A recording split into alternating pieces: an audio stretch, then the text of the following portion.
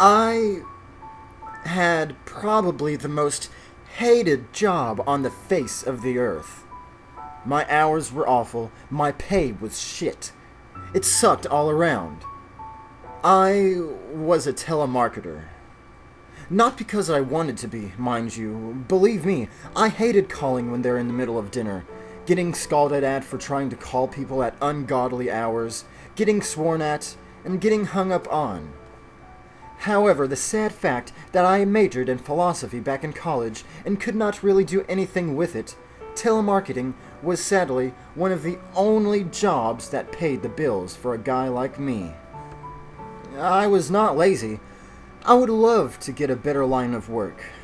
This job always felt like it was sucking my soul out, and the nights left me too exhausted to try to find another job. Not to mention, I had nothing else to put on my resume, so I doubted that anyone else would ever hire me. I found the guts to quit that telemarketing job after one particularly bad night back in early 2008. I remember having a horribly bad night of calls. Several people had done everything from yelling at me to holding their phone up to the screaming scene of The Exorcist. Who really cared if these people planned to vote for a president? I didn't even want to plan to vote for myself. I was not into politics, so why should I care if these people were? Because it was the only way I was getting a paycheck. I hated myself for it.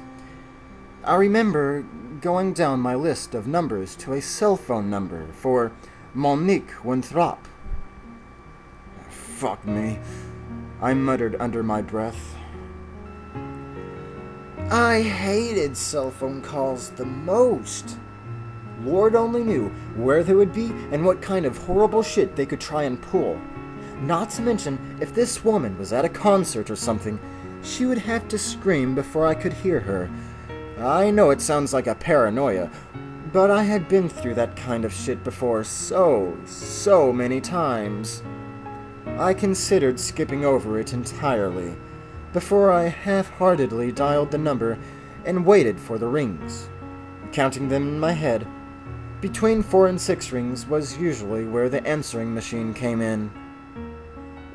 Whenever I heard more than 8, I would just hang up and write it down as unavailable.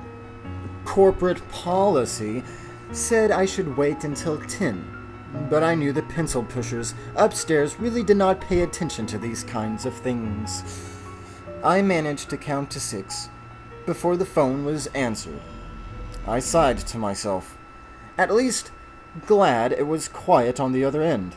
No annoying rock show or anything in the background. I waited for a hello, but I did not hear one.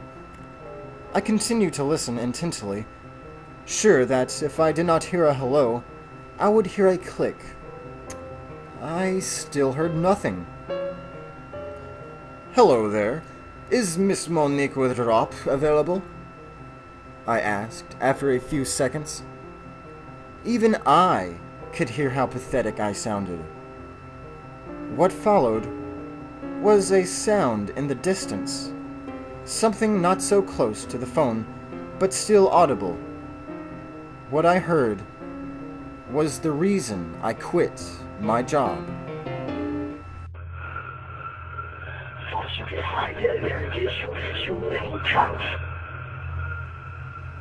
I froze, hearing the voice of a screaming man on the other side of the phone.